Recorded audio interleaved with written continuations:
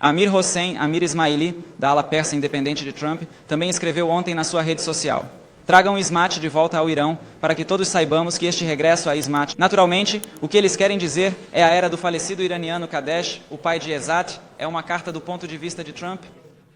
Quer dizer apoiar o seu regresso ao Irão no contexto da mudança de regime. E quer o senhor e os seus conselheiros estejam em contato com Trump e a sua administração, e no próximo ano, alguns dos nossos compatriotas no Irão estão preocupados que esta guerra e conflitos não aconteçam. E a República Islâmica continuará a ser a sua opinião sobre esta questão. Responderei primeiro à segunda parte da sua pergunta, que é a resposta que tenho. A única preocupação que permanece para todos nós não é se o regime foi enfraquecido e está a ser eliminado da ilusão de que é completamente legítimo. O mundo tem objetivos e, de qualquer forma, sempre houve essa oportunidade para todos nós, que, apesar de tudo, enfrentaram um regime muito repressivo. Mas agora, o peso repressivo do regime está quase superado, e esta é a melhor oportunidade. Mas toda vez que uma questão coloca um líder político de outro país diante do Irã, é porque sempre dissemos que a definição da reforma e o desafio do futuro estarão nas mãos do Irã. Não temos a impressão de que um governo externo nos trará soluções. Esperamos apenas que saibam que nossa luta é contra um regime que criou problemas, não só para si mesmo, mas também para o mundo inteiro. E o regime é um dos instrumentos do Estado, tanto para o Estado quanto para o mundo. Livre. Mas o que foi declarado pelo Estado para o povo do Irã. Por isso, o movimento pela democracia, pelo fato de o referendo nacional ter sido finalmente assinado, nós o fortalecemos e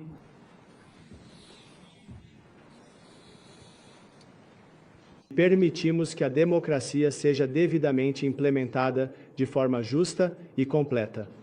Qual é a sua reação a esse debate importante? Acho que já respondi a sua pergunta anteriormente, mas vou repetir minha resposta para garantir que fique claro. Isso é mais uma indicação de como o regime e seus aparelhos de encarceramento ou repressão foram alvo. E a maneira como as pessoas veem o regime é que outros aspectos do regime, como a pressão sobre seus próprios membros, são neutralizados e, assim, eles abrem ainda mais oportunidades para si mesmos. Na hora certa, para entrar e avançar até o fim da iniciativa de afastar esse regime. Esses são elementos positivos que as pessoas finalmente percebem. O fim está próximo, e isso lhes dá ainda mais encorajamento do que temos agora. Uma chance de sucesso, porque esse regime está perdendo ainda mais de seus aparelhos de repressão. Sinta-se à vontade para fazer sua pergunta em francês também, se preferir. Também posso responder em francês. Olá, Stephanie Pérez, da France Télévisions. Justamente, eu gostaria de pedir primeiramente que você nos explicasse novamente em francês quais seriam as principais linhas desse plano de transição do qual você está falando. E, em segundo lugar, gostaria de saber se vocês avaliaram o apoio popular do qual poderiam se beneficiar, porque muitos iranianos com quem estamos em contato também veem vocês como aliados de Israel, que é o país que, neste momento, os está agredindo. Sim.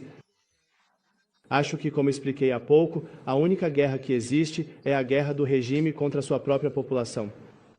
Durante 46 anos, esse regime não fez nada além de, na verdade, de fato, governar com mão de ferro contra nosso próprio compatriota para poder exportar uma ideologia pelo mundo, apoiar através do terrorismo e da ameaça nuclear.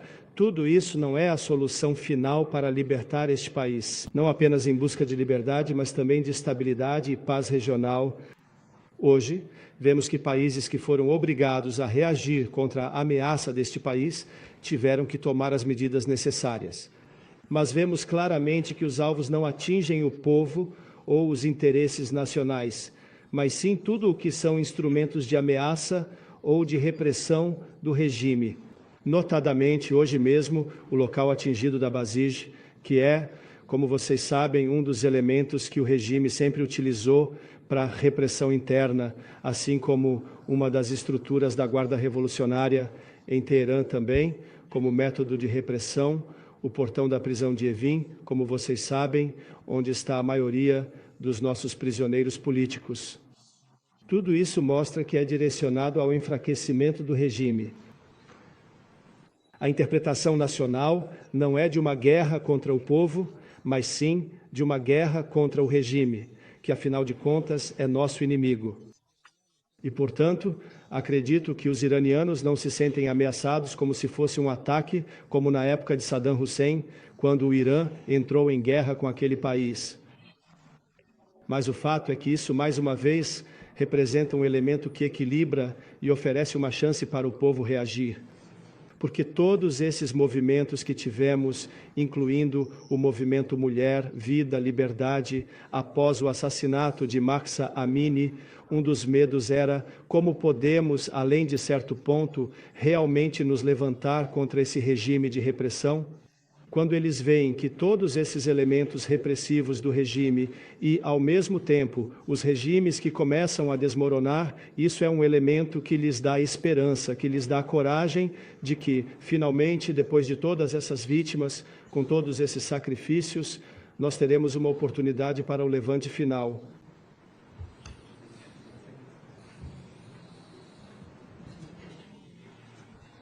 Quando o falecido Ayatollah Khomeini terminava seus discursos e entrevistas, ele sempre tinha o hábito de dizer Amal Bashar, Amal Rocha.